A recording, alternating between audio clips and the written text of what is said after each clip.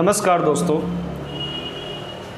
आज से हम बीएससी ऑनर्स फिज़िक्स के स्टूडेंट के लिए एक लेक्चर सीरीज स्टार्ट कर रहे हैं जिसमें हम क्वांटम मैकेनिक्स के बारे में पढ़ेंगे। दोस्तों, ये लेक्चर सीरीज़ बीएससी पास के स्टूडेंट के लिए भी उतना ही यूज़फुल है जितना कि ऑनर्स फिज़िक्स के स्टूडेंट के लिए। क्वांटम फिज़िक्स एक बहुत ही ब्यूटीफुल सब्जेक्ट है। मैं आपको आज के वीडियो में इंट्रोडक्शन और क्वांटम मैकेनिक्स की हिस्ट्री के बारे में बताऊंगा, क्योंकि जब भी आप कोई नया सब्जेक्ट पढ़ते हैं तो आपको उस सब्जेक्ट की हिस्ट्री भी पता होनी चाहिए कि ये हिस्ट्री कब, कैसे और क्यों आई एग्जिस्टेंस में। सो दोस्तों, वीडियो आपके लिए बोरिंग ना हो, इसीलिए मैं शॉर्ट वीडियोस बनाऊंगा, यानी 20 और मैक्स 30 मिनट्स की, जिससे कि आप बोरियत महसूस ना करें क्वांटम फिज़िक्स को समझने में। इंट्रोडक्शन और हिस्ट्री के बाद मैं मैथमेटिकल फॉर्मूलेशन भी बताऊंगा कि क्वांटम मैकेनिक्स में कौन सी मैथमेटिक्स अप्लाई होती हैं, और ये कंप्लीट कोर्स होगा बीएससी फिज़िक्स के स्टूडेंट और बीएससी पास के स्टूडेंट्स के लिए। सो दोस्तों, बिना किसी वेस्टेज ऑफ टाइम के हम शुरू करते हैं अपना सबसे इंटरेस्टिंग सब्जेक्ट की लेक्चर सीरीज़ को, जिसका नाम है lecture series of quantum physics in Hindi, क्योंकि मैं इंग्लिश में कम बोलूँगा, हिंदी को मैं प्रेफर करता हूँ हमेशा। सो सबसे पहले मैं आपको कुछ इंट्रोडक्शन बता दूं क्वांटम फिज़िक्स के बारे में कि हम जो पढ़ रहे हैं सब्जेक्ट वो क्या है। फिर हम उसके पीछे की आपको हिस्ट्री बताएंगे। बहुत इंटरेस्टिंग हिस्ट्री है दोस्तों, आपको काफ़ी अच्छा लगेगा वो हिस्ट्री सुन के, और आप इन्जॉय करेंगे। रियली बहुत ही अच्छी स्टोरी है।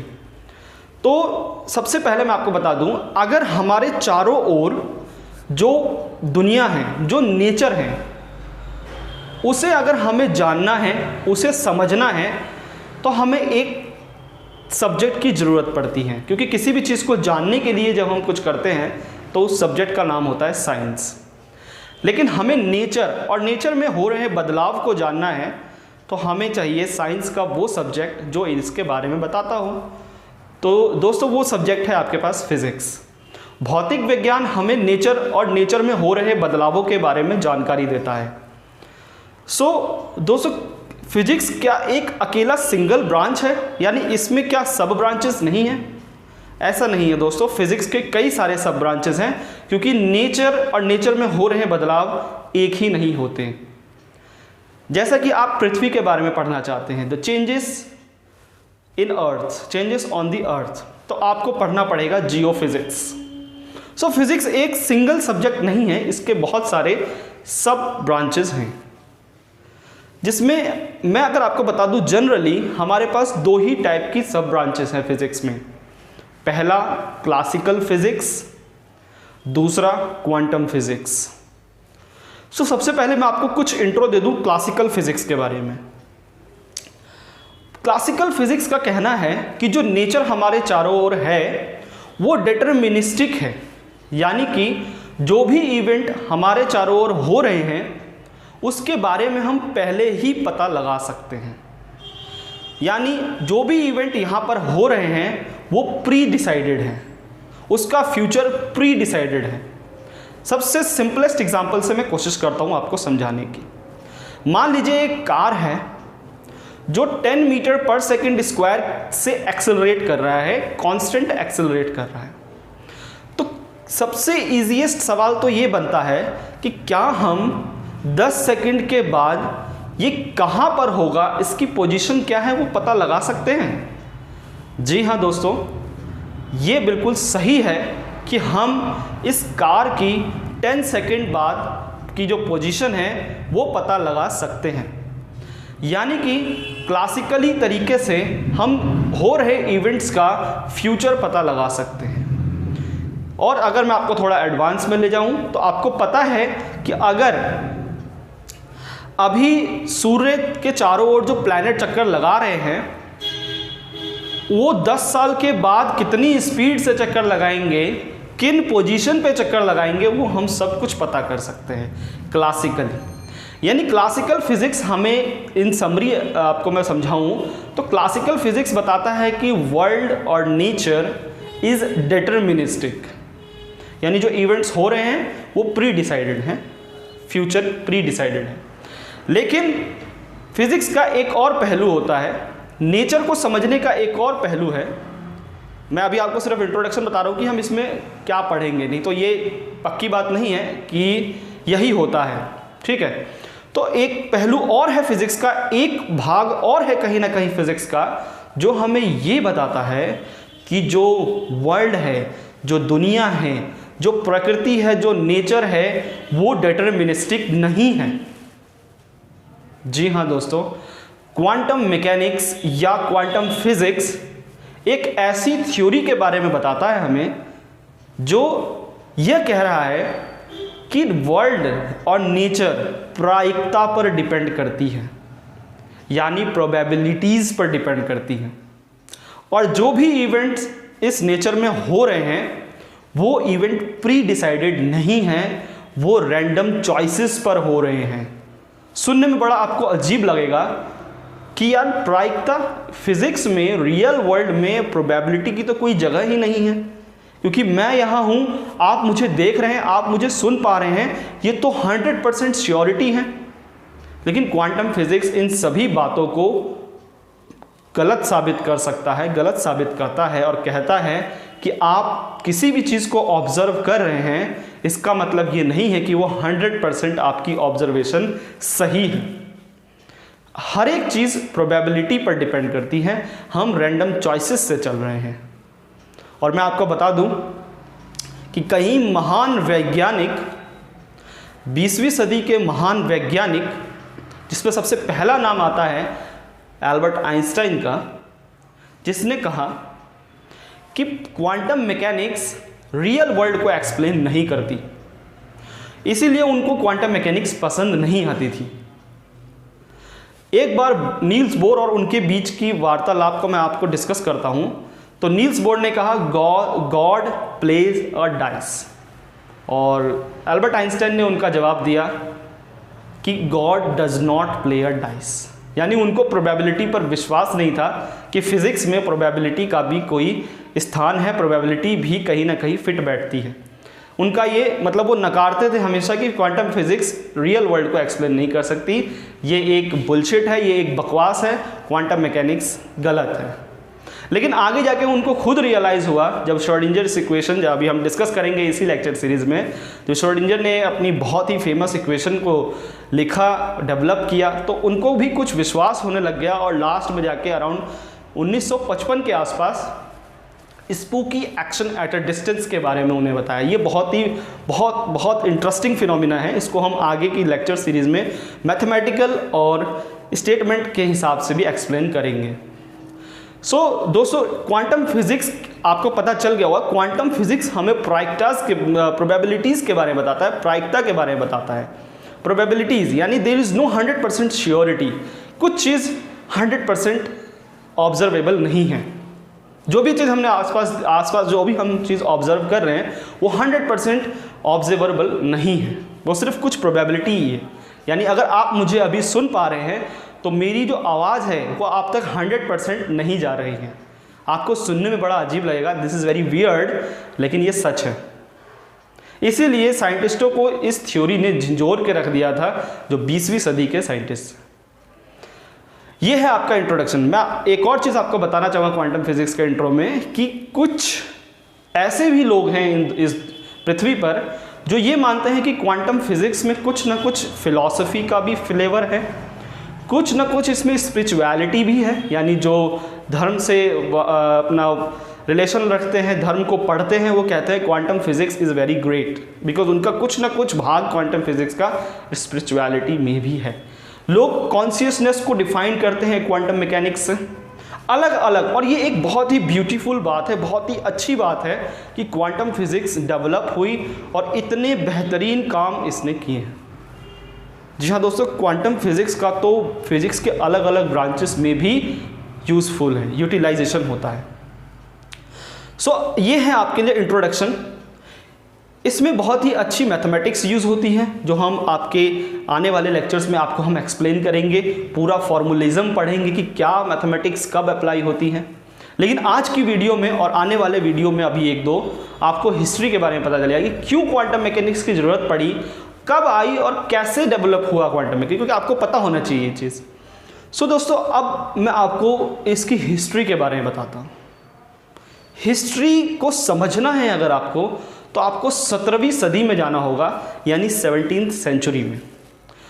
दोस्तों 17th सेंचुरी और आज की जो दुनिया है कोई ज़्यादा चेंजेस नहीं थे। तब भी दिन में सूरज उगता था और रात में अंधेरा हो जाता था। लोग लैंप का इस्तेमाल करते थे किसी चीज़ को देखने के लिए, मिरर्स का इस्तेमाल करते थे इमेज को देखने के लिए। मतलब वहाँ उस टाइम तक लोगों ने ये समझ लिया था कि लाइट के पास कुछ बहुत ही ब्यूटीफुल कैरेक्टरिस्टिक्स होते हैं, बिहेवियर्स हैं लाइट का। जैसे पहला, लाइट कास्ट अ शैडो, यानी लाइट जो होता है वो शैडो फॉर्म करता है, जिससे लोगों को ये पता चल गया कि लाइट जो है वो हमेशा स्ट्रेट लाइन में ट्रैवल करती है। दूसरी बात लोगों को पता चला रिफ्लेक्शन के बारे में, यानी जब लाइट किसी स्मूथ प्लेन सरफेस पर टकराएगी तो वो एंगल ऑफ इंसिडेंस और एंगल ऑफ रिफ्लेक्शन दोनों ही बराबर एंगल के साथ फाइनली रिफ्लेक्ट होगी। तीसरी बात जब उन्हें पता चली कि जब लाइट एक मीडियम से ट्रैवल करके दूसरे मीडियम में जाती है तो वो अपना पाथ चेंज कर लेती है, देयर इज़ अ बेंडिंग, उसके पाथ में कुछ बेंडिंग होती है। और चौथा, उनको पता चलेगा कि लाइट एक ही कलर का नहीं होता, अलग अलग कलर के लाइट भी पॉसिबल हैं। 4 बातें लोगों को 17वीं सदी तक पता चल गई थी कि लाइट की ये ब्यूटीफुल कैरेक्टरिस्टिक बिहेवियर्स हैं। लेकिन उस टाइम तक साइंटिस्ट जो थे वो ये सोच रहे थे कि ऐसा क्यों है, क्यों लाइट हमेशा स्ट्रेट लाइन में ट्रैवल करती है, क्यों लाइट रिफ्लेक्शन शो करती है, क्यों लाइट रिफ्रैक्शन शो करती है। जो तीसरा पॉइंट है दोस्तों कि जब लाइट एक मीडियम से दूसरे मीडियम में जाती है तो अपना पाथ चेंज करती है, बेंड हो जाती है, तो उसे कहते हैं रिफ्रैक्शन। जहाँ पर स्नेल्स लॉ, आप आज के ज़माने में स्नेल्स लॉ पढ़ते हैं कि साइन आई और साइन आर का जो रेशो है वो म्यू के बराबर होता है, और म्यू किसी एक मीडियम के लिए कांस्टेंट होता है। यानी अगर हम वाटर की बात करें तो 1.33 और ग्लास की बात करें तो 1.5। तो दोस्तों बात ये है कि साइंटिस्ट उस ज़माने में 17th सेंचुरी में बहुत अच्छा सोच रहे थे, और सोचते सोचते आपको मैं बता दूँ 17th सेंचुरी को न्यूटन्स एरा भी कहते हैं। एक बहुत ही महान रिस्पेक्टिव वैज्ञानिक निकले जिनका नाम आइजैक न्यूटन था, जो अपने एक मॉडल के साथ आए और उस मॉडल को नाम दिया गया पार्टिकल मॉडल ऑफ लाइट। उन्होंने क्या कहा न्यूटन ने कि लाइट, जब भी आप किसी लाइट सोर्स को ऑन करते हैं, चाहे वो बल्ब हो या कैंडल हो, किसी भी लाइट सोर्स को ऑन करते हैं तो वो चारों ही दिशाओं में हर एक डायरेक्शन में कुछ पार्टिकल्स एमिट करते हैं, और उन पार्टिकल्स को एक स्पेशल नाम दिया गया न्यूटन के द्वारा, और उसका नाम था कॉर्पसल्स। कॉर्पसल्स वो पार्टिकल्स थे जिनसे मिलके लाइट बनता था, और न्यूटन ने इस मॉडल को नाम दिया कॉर्पसल मॉडल ऑफ लाइट। अब सवाल ये था कि क्या ये न्यूटन का जो मॉडल है ये उन चारों ही बातों को सही साबित कर रहा था, यानी कि ये पूरा वेरीफाई कर रहा था कि light cast a shadow, light travels in straight line, और ये रिफ्लेक्शन, रिफ्रैक्शन जो भी फिनोमिनाज हैं जो लाइट शो कर रहे थे, क्या ये न्यूटन्स मॉडल एक्सप्लेन कर पा रहे थे? तो न्यूटन ने एक्सप्लेनेशन दिया। आप ध्यान से सुनिएगा कि वो एक्सप्लेनेशन क्या था। सबसे पहली बात तो न्यूटन ने अपना फर्स्ट लॉ यूज़ किया, सेकेंड लॉ यूज़ किया, न्यूटन्स लॉ अपना यूज़ किया। क्या था कि अगर हम फ्री स्पेस की बात करें जहां पर कभी किसी के ऊपर फोर्स नहीं लगता, there is no net force, तो वो चीज़ कांस्टेंट वेलोसिटी के साथ स्ट्रेट लाइन में ट्रैवल करती है। सिमिलर केस है लाइट के साथ भी, क्योंकि लाइट एक पार्टिकल से मिलकर बना है न्यूटन के द्वारा। न्यूटन ने जो हमें न्यूटन के अनुसार लाइट पार्टिकल से मिलकर बना है, यानी पार्टिकल अगर फ्री स्पेस में मूव करेगा जिस पे नेट फोर्स 0 है तो वो कांस्टेंट वेलोसिटी के साथ स्ट्रेट लाइन में ही मूव करेगा। ये न्यूटन्स लॉ ने न्यूटन ने अपने ही लॉ से इसे एक्सप्लेन किया। पहली बात तो उसने आसानी से बहुत ही इजीली एक्सप्लेन कर दिया कि लाइट स्ट्रेट लाइन में ट्रैवल करती है, क्योंकि फ्री स्पेस में उस पर कोई फोर्स नहीं लगता, और फोर्स ना लगने की वजह से वो कांस्टेंट वेलोसिटी के साथ मूव करता रहता है। फिर बात आगे पहुंची, सेकंड बात को उसको प्रूव करना था, सेकंड जो बिहेवियर है लाइट का उसे एक्सप्लेन करना था। तो उसने क्या एक्सप्लेनेशन दिया, ध्यान से सुनिएगा। दूसरी रिफ्लेक्शन का जो लॉ है उसने कैसे एक्सप्लेन किया, बाय कॉर्पसल मॉडल। उसने कहा कि जब हम किसी रबर बॉल को एक बहुत ही स्मूथ हार्ड प्लेन सरफेस पर हिट करते हैं तो वो बॉल रिबाउंड होता है, सबको पता है, तो आप लॉजिकल है। सिमिलरली लाइट के पार्टिकल्स भी अगर ऑब्लीक कंडीशन में किसी प्लेन सरफेस के साथ कोलाइड करें तो वो रिबाउंड होंगे, और रिबाउंड होने से उसने डायनामिक्स की पूरी, और रिबाउंड होने से जो एंगल बनेगा ऑब्लिक केस में वो बराबर होंगे। यानी ऐसे अगर लाइट किसी चीज़ पे हिट करती है तो वो जब ऐसे आएगी तो ये दोनों ही एंगल नॉर्मल के साथ बराबर होंगे। ये भी उन्होंने एक्सप्लेन कर दिया बहुत ही आसानी से। तीसरा चीज़ जो उन्होंने एक्सप्लेन किया, रिफ्रैक्शन का कंडीशन, वो कैसे हुआ। उन्होंने कहा कि जो पार्टिकल्स हैं लाइट के और जो मीडियम के पार्टिकल हैं सेकेंड मीडियम, जहाँ लाइट आ रही है और ये आपका सेकेंड मीडियम है, तो सेकेंड मीडियम के पार्टिकल्स लाइट के पार्टिकल के साथ अट्रैक्ट होते हैं।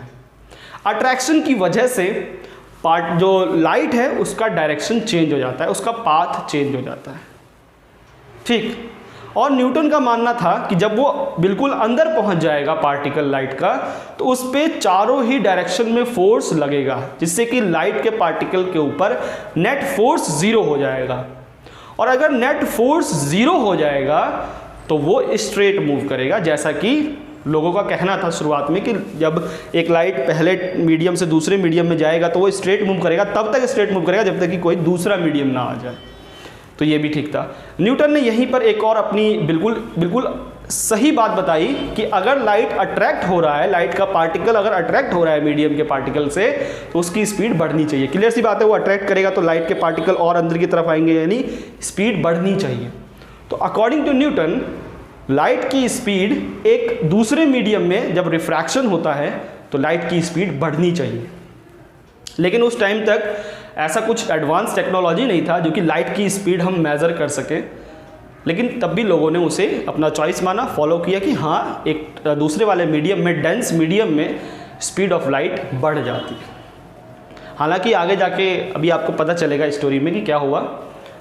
देखिए फोर्थ पॉइंट, यानी कलर को जो शो करना था न्यूटन को कि कलर कैसे होता है अलग अलग लाइट का, तो उन्होंने बोला कि अलग अलग पार्टिकल कॉरेस्पॉन्डिंग डिफरेंट लाइट, यानी बहुत अलग अलग पार्टिकल्स जो होते हैं वो अलग अलग कलर शो करते हैं। So that's why there are so many different colours of light. लेकिन ये तो चारों बातें न्यूटन ने एक्सप्लेन कर दिया, लोगों ने इसे एक्सेप्ट भी किया कि हाँ ये करेक्ट एक्सप्लेनेशन है, क्योंकि वो बहुत ही रिस्पेक्टिव थे उस ज़माने में। उन्होंने डायनामिक्स की फील्ड में बहुत कुछ किया था, आपको पता होगा ग्रेविटेशन लॉ है, और उन्होंने उसमें मैथमेटिक्स में बहुत ही अच्छा काम किया था, बाकी मैकेनिक्स में तो उन्होंने किया ही है, बहुत अच्छे काम कर रहे थे, बहुत ही रिस्पेक्टिव थे वो उस ज़माने के। लेकिन कंटेम्परेरी ऑफ न्यूटन एक डच फिजिसिस्ट बाहर आए जिनका नाम था क्रिश्चियन हाइगन्स। ये बहुत टैलेंटेड थे, आप इनको पॉलीमैथ कह सकते हैं, बट ये थे नहीं, मेरे अनुसार ये पॉलीमैथ थे, क्योंकि इनका बहुत ब्रांचेस था, ये बहुत कुछ पढ़ते थे। तो इन्होंने क्या बताया, इन्होंने पूरा नकार दिया कि न्यूटन्स का जो तरीका है लाइट को एक्सप्लेन करने का वो गलत है। यानी light is not from the particles, light is from a wave, light as a wave motion. उन्होंने बताया कि जब लाइट ट्रैवल करती है तो मीडियम के इक्विलिब्रियम पोजीशन को, इक्विलिब्रियम कंडीशन को डिस्टर्ब करती है। यानी लाइट जो मीडियम में ट्रैवल करती है वो डिस्टर्बेंस से करती है, वेव की फॉर्म में करती है, पार्टिकल्स के फॉर्म में नहीं करती। तो अब एक्सप्लेनेशन कैसे होगा, यानी क्योंकि इनको भी एक्सप्लेन करना था कि लाइट कास्ट शैडो या रिफ्लेक्शन, रिफ्रैक्शन और कलर वाली बातें, अब इनको प्रूव करना था। तो इन्होंने बहुत ही सिंपल वे में वेव कैरेक्टरिस्टिक को लेकर एक्सप्लेन किया। सबसे पहला उन्होंने एक्सप्लेन क्या किया, जैसे कि आपको पता है कि आपके बीच में और मेरे बीच में एक मैं कार्डबोर्ड लगा दूं, एक कोई बंद चीज़, बिल्कुल प्लेन चीज़ लगा दूं, मेरी आवाज़ आपको सुनाई देगी। क्यों? क्योंकि साउंड वेव जो होते हैं उनका जो वेवलेंथ होता है वो कार्डबोर्ड की साइज़ के नियरली सेम होता है, जिसकी वजह से जो एजेस होते हैं कार्डबोर्ड्स के उससे वो बेंड कर जाता है साउंड वेव और आप तक आवाज़ पहुंच जाएगी। लेकिन लाइट के केस में क्या होता है, अगर मैं मेरे बीच में और आपके बीच में कोई कार्डबोर्ड लगा दूं तो मेरा फेस आपको दिखेगा नहीं। ऐसा इसलिए होता है क्योंकि जो लाइट का जो वेवलेंथ है वो कार्डबोर्ड के साइज़ के नेग्लिजिबल होता है। ये एक्सप्लेनेशन था हाइगन्स का। और उन्होंने कहा कि जो बेंडिंग होगी एजेस से, कार्डबोर्ड के एजेस से, वो नेग्लिजिबल होगी, जिसकी वजह से आपको शैडो फॉर्मेशन दिखेगा, आपको शैडो दिखेगा, ऑब्जेक्ट नहीं दिखेगा, लाइट नहीं दिखेगी, जिसे आपको पता है बहुत ही फेमस है, जिसे डिफ्रैक्शन कहते हैं। ठीक है, यानी bending of light from edges या ऑब्स्टिकल एज, उसे कहते हैं डिफ्रैक्शन। तो उन्होंने ये एक्सप्लेन किया कि लाइट किस तरीके से शैडो फॉर्म करता है। अब उन्हें प्रूव करना था रिफ्लैक्शन, रिफ्रैक्शन, बहुत ही सुंदर तरीके से उन्होंने ये सारा चीज़ एक्सप्लेन किया। और अगर आपको समझना है तो ये क्लास 12th की एनसीईआरटी में अवेलेबल है कि हाइगन्स ने किस तरह से वेव फ्रंट का कॉन्सेप्ट देकर लॉ ऑफ रिफ्लेक्शन और लॉ ऑफ रिफ्रैक्शन को प्रूव किया। बहुत ही सुंदर डेरिवेशन है ये, बहुत ही इंपॉर्टेंट भी है उन स्टूडेंट्स के लिए जो क्लास 12 में पढ़ते हैं। तो ये दोनों ही एक्सप्लेन उन्होंने कर दिए। बाकी बात रहा 4th पॉइंट का, यानी लाइट शोज डिफरेंट कलर्स। तो उन्होंने शो किया कि अलग अलग वेवलेंथ के लिए अलग अलग कलर्स होते हैं, और सही मायनों में यही सही था, क्योंकि वेवलेंथ से ही कलर डिफाइंड होता है। न्यूटन्स का कोई ऐसा समझाने का तरीका था नहीं कि हाँ क्या, उन्होंने कहा कि बहुत सारे पार्टिकल्स मिलके एक कलर शो करते हैं, ऐसी अलग अलग डिफरेंट टाइप्स ऑफ पार्टिकल्स अलग अलग कलर शो करते हैं। लेकिन क्या था, इन दोनों के बीच में डिबेट चलती रही, न्यूटन और हाइगन्स के बीच में। लेकिन न्यूटन को मिला एडवांटेज उन्हें इसलिए मिला क्योंकि उन्होंने डायनामिक्स की फील्ड में, मैंने आपको अभी बताया था, डायनामिक्स के फील्ड में बहुत ही अच्छा काम किया था। उनको मिला इस चीज़ का एडवांटेज, और हाइगन की बात को नहीं सुना गया। न्यूटन को 150 साल तक इस चीज़ से नवाजा गया कि हाँ, लाइट जो है वो पार्टिकल से डिफाइंड होगी, पार्टिकल मॉडल से डिफाइंड होगी, वेव से डिफाइंड नहीं होगी। यहाँ तक बात ठीक थी। 150 सालों तक यही माना गया कि light is totally defined by particle model, not any wave type model. लेकिन अब है यहाँ पर आपको ट्विस्ट मिलेगा। एक और पॉलीमैथ, थियोलॉजियन, बहुत टैलेंटेड वैज्ञानिक, जिनका नाम थॉमस यंग था। 1801 की बात है ये। 1801 में थॉमस यंग ने एक बहुत ही ब्यूटीफुल, बहुत ही सुंदर एक्सपेरिमेंट किया अपने लैब में, जिसे आज के ज़माने में मॉडिफाइड फॉर्म में यंग्स डबल स्लिट एक्सपेरिमेंट कहते हैं, जो अधिकतर सभी स्कूल कॉलेजेस में परफॉर्म किए जाते हैं। उन्होंने क्या किया, 2 स्लिट्स लिए, सेम स्लिट्स लिए, और वहाँ से लाइट पास करी, मोनोक्रोमेटिक लाइट लिया, यानी लाइट ऑफ ओनली 1 वेवलेंथ लिया, और उस स्लिट से पास किया। स्लिट से पास करने पे उन्हें कुछ अजीब मिला, और वो चीज़ क्या थी आपको मैं बता दूं। वो चीज़ थी इंटरफेरेंस पैटर्न। उसको आज के ज़माने में इंटरफेरेंस पैटर्न कहते हैं। तब ये इंटरफेरेंस वर्ड बाद में निकला था। जब ये परफॉर्म हुआ था तो उन्हें भी नहीं पता था कि ये क्या परफॉर्म कर रहे हैं, लेकिन बाद में उन्हें पता चल गया कि ये इंटरफेरेंस पैटर्न है। यंग को क्या मिला, स्क्रीन पे एक जगह तो उन्हें ब्राइट मिल रहा था, एक जगह डार्क मिल रहा था, एक जगह ब्राइट डार्क, यानी कहीं पर तो इंटेंसिटी ज़्यादा है, कहीं पर इंटेंसिटी कम है, कहीं पर इंटेंसिटी ज़्यादा है, कहीं पर इंटेंसिटी कम है। तो ये कुछ अल्टरनेटिव जैसा बन रहा है, यानी ब्राइट डार्क। तो एक पैटर्न सा मिल गया उन्हें। अब उनके पास मौका आ गया कि क्या ये चीज़ न्यूटन के पार्टिकल मॉडल से एक्सप्लेन हो सकती है। ये क्वेश्चन उठाया उन्होंने, लेकिन ये जो क्वेश्चन था, ये पार्टिकल मॉडल तो एक्सप्लेन कर ही नहीं पा रहा था। उनका ये कहना था कि अगर मैं ये 2 स्लिट्स हैं, इन 2 स्लिट्स में से एक स्लिट को क्लोज कर देता हूं तो मुझे अल्टरनेटिव नहीं मिलते हैं। मुझे बीच में सेंट्रल मैक्सिमा मिलता है, यानी बीच में सबसे ज़्यादा इंटेंसिटी, और इधर कम इंटेंसिटी। अगर मैं एक स्लिट को बंद कर दूं और एक स्लिट को ओपन रखूं तो जो लाइट निकलेगी वो बीच में मुझे स्क्रीन के बिल्कुल बीचों बीच बहुत ज़्यादा इंटेंसिटी देगा, और इधर ऊपर और नीचे कम इंटेंसिटी देगा। और सिमिलरली अगर मैं ऊपर वाले को ओपन करूं तो यही पैटर्न मुझे मिल रहा था। लेकिन जब मैं दोनों को ओपन करके रखूंगा तो कहीं पर ब्राइट, कहीं पर डार्क, कहीं पर ब्राइट, ये अल्टरनेटिव मिल रहा था मुझे। ऐसा क्या हो रहा है कि दोनों स्लिट को ओपन करने से तो मुझे ब्राइट डार्क मिल रहा है, यानी किसी पॉइंट पर अगर डार्क मिल रहा है, किसी पॉइंट पर ब्राइट मिल रहा है। लेकिन अगर मैं किसी एक स्लिट को क्लोज कर दूंगा तो ऐसा क्या है, पार्टिकल को ऐसा कौन अगेंस्ट जा रहा है पार्टिकल के कि वो यहाँ रीच नहीं कर पा रहा है। In case of double slit, single slit के केस में तो लाइट रीच कर पा रहा है, इसलिए इंटेंसिटी बहुत ज़्यादा बढ़ी हुई होती है, लेकिन उस केस में नहीं है। मैं आपको एक पिक्चर दिखा दूंगा, आप उस पिक्चर से समझ सकते हैं। तो पार्टिकल मॉडल यहाँ पर उसे एक्सप्लेन नहीं कर पा रहा है। लेकिन अगर पार्टिकल मॉडल नहीं एक्सप्लेन कर पा रहा है तो क्या वेव जो मॉडल है वो एक्सप्लेन कर पा रहा है? तो तब तक वो यंग्स ये नहीं चाहते थे कि वो क्रिस्टियन हाइगन्स की मदद करे, न्यूटन्स लॉ को वो डिमोटिवेट कर दे कि हाँ आपका मॉडल गलत है। तब तक तो वेरी रिस्पेक्टिव जो आइजैक न्यूटन थे उनकी डेथ हो चुकी थी, 1727 के आसपास उनकी डेथ हो चुकी थी। लेकिन ये जो कहानी है ये 1801 से लेकर 1805 के बीच में हुई कहानी है।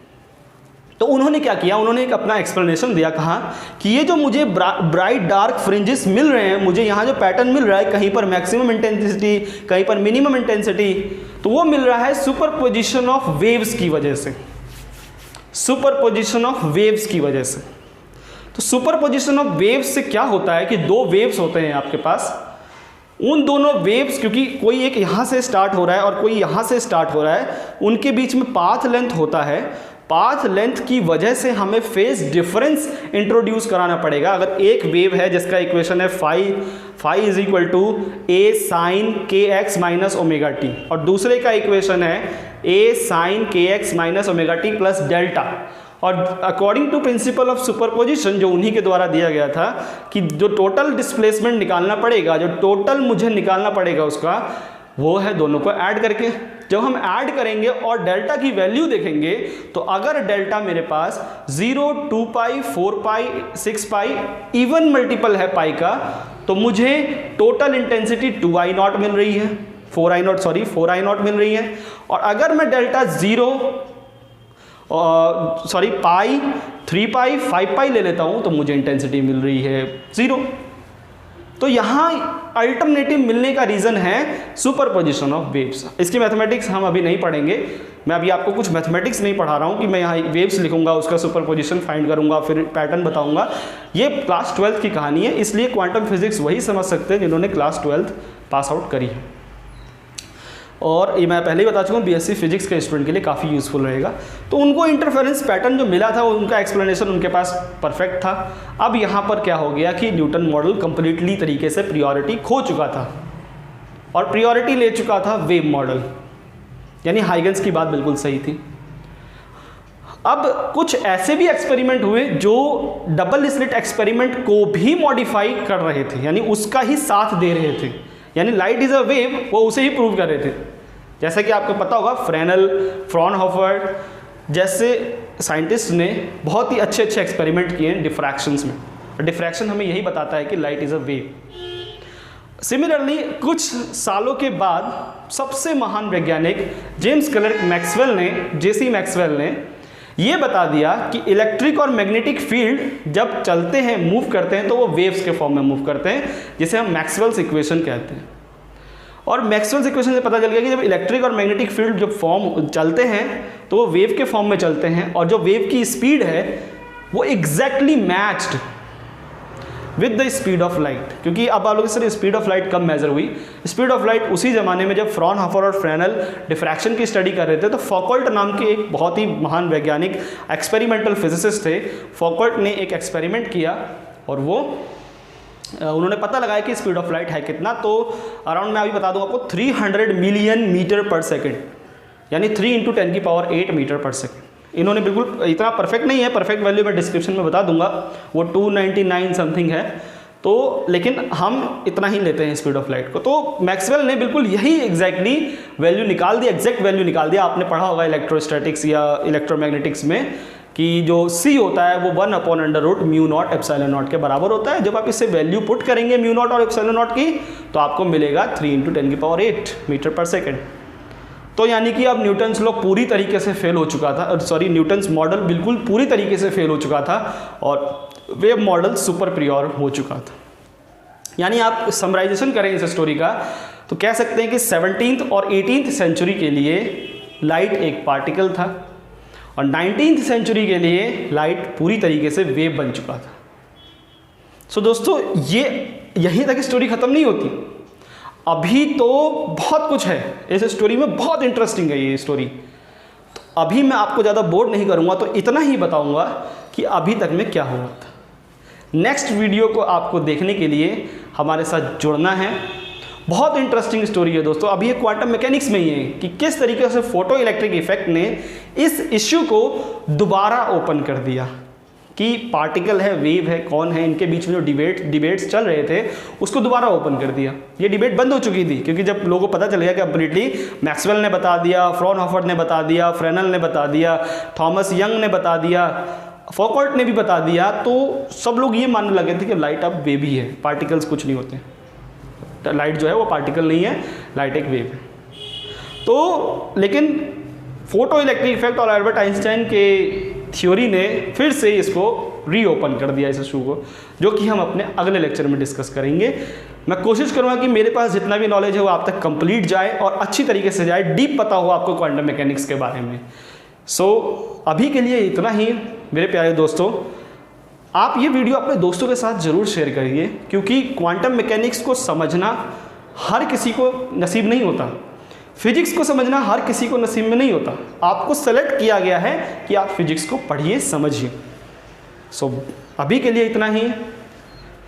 ख्याल रखिए अपना, मिलते हैं अगले वीडियो में और हमारे साथ जुड़ जाइए चैनल को सब्सक्राइब करके। नमस्कार फिर से, गुड बाय, टेक केयर।